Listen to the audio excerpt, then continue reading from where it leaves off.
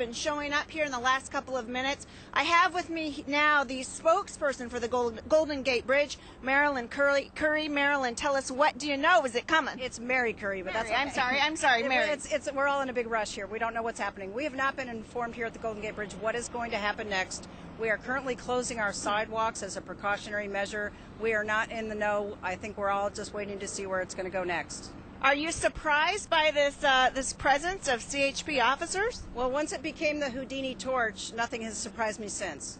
Okay, so right now you just don't know, and you're closing off the sidewalks. I mean, can people walk across the bridge right now? Actually, we're going to close the sidewalks and clear them as a safety precaution, because with all the police presence and all the potential for protests surrounding the torch, we're going to secure the sidewalks now, because we still do not know what's going to happen. We have not been informed. Okay, is that what the CHP officers are doing right now? Are they working with you? They're probably assisting our patrollers in doing that, yes. I would guess that's what they're doing. Okay, so that's not a sign that the activity is going to take place up there? No, I mean, you're seeing the same thing I am. They've all put their helmets on and are dispatched. We don't know what's going to happen. Okay. Jody, can you hear very us? much. Yes, I can hear you. If Mary can still stay with you there, we know that, as you had just mentioned and reported, that the sidewalks will be cut off. I mean, if it does end up that the so-called Houdini torch ends up at the Golden Gate Bridge, the traffic there would obviously be affected. Yeah, let me ask her that here. Mary? Yeah, that's what I heard. Okay, she's obviously taking another call, but Mary, wondering if it does show up here, concerns about traffic or what that could mean for the traffic here at the Golden Gate Bridge. Well, it really is going to depend on what the procession looks like and where the torch goes from here. If it stops here on the south side or if it goes across the bridge.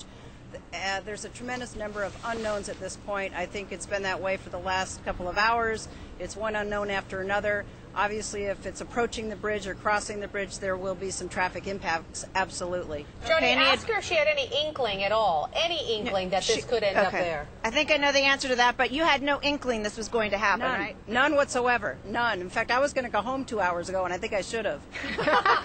Yeah, she was joking with me earlier, and she stuck around, and we were on our way out, too, about 5 times. We were leaving, coming back, and we decided to stay. It looks like that may be the right decision. There are tour buses that are arriving here. I don't know if that's part of the contingency. There's another one in the back there.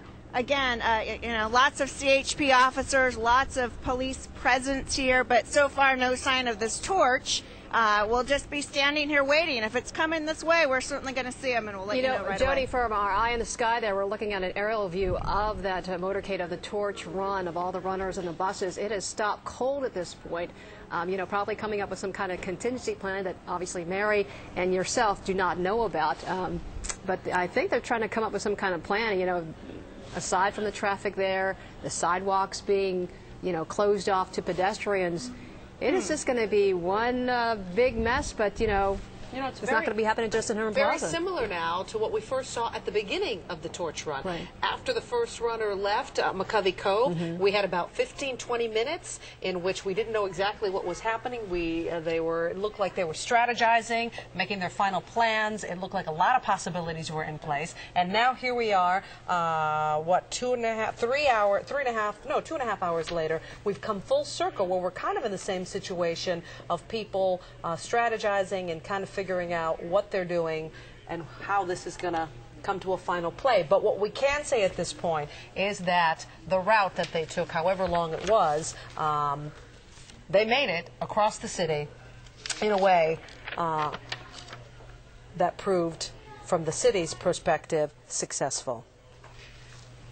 Once again, you're looking at an aerial view of the motorcade there, once again, with the runners, the torch bearers, of the police presence, the police mobiles, the tour buses carrying the torch bearers. It is stopped. We don't know what they're going to do at this point.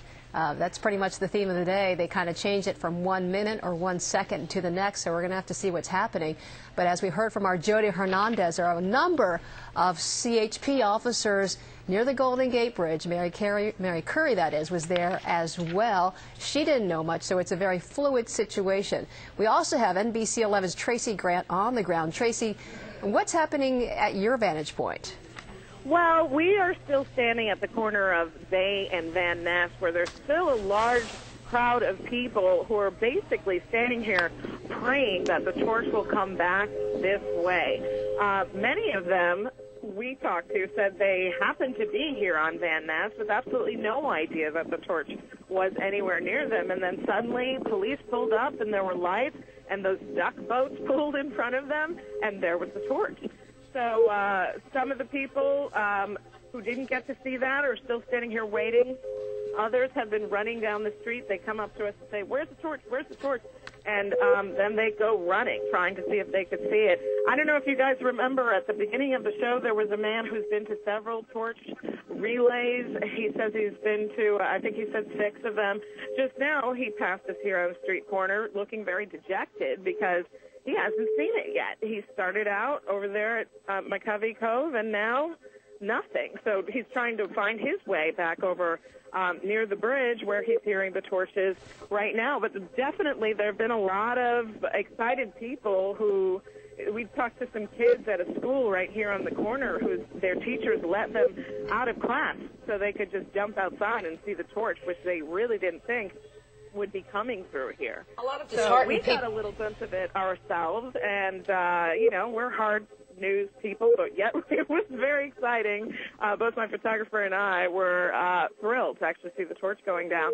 And there weren't very many protesters, of course, because the protesters didn't know it was coming this way. So for the last 45 minutes, we've seen you know, a trickle of people with their signs, their Tibet signs, trying to figure out where the torch was so that they can get in position and express their opinion. But, you know, they're just as lost as the rest of us because no one knows exactly where the torch is coming and going from here. But basically what these people are betting on is the fact that if the torch is way over by the bridge right now and it has to get to Justin Herman Plaza, Tracy, we need to interrupt you for a minute. Tracy, through here. We need to interrupt. Sorry, we need to interrupt you. Not everybody is thrilled with how this is run. Jessica has something on that. Well, you know, the Board of Supervisors, before the torch run came here, as you well know, put together a resolution condemning the torch run through San Francisco. That was spearheaded by Supervisor Chris Daly. We have just heard that on SF Gate, Aaron Peskin, one of the supervisors, is condemning the way the torch run has been orchestrated today. He's quoted as saying, "Gavin Newsom runs San Francisco the way the premier of China runs his country. Secrecy, lies, misinformation, lack of transparency, and manipulating the populace."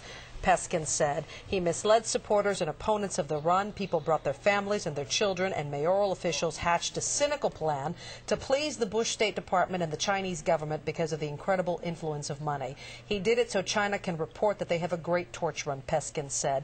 It is the worst kind of government by deceit and misinformation. This quote by Aaron Peskin in SF Gate. Peskin has a long-running history of animosity with the mayor. The mayor often citing Chris Daly and Aaron Peskin as his arch rivals in the city, and they've had long-standing feuds. But again, this will probably be one of just many voices of dissension over how the torch run was handled. And speaking of dissension, a lot of protesters being kept at bay, especially near the Golden Gate Bridge. We've got NBC 11's Jody Hernandez once again near the Golden Gate.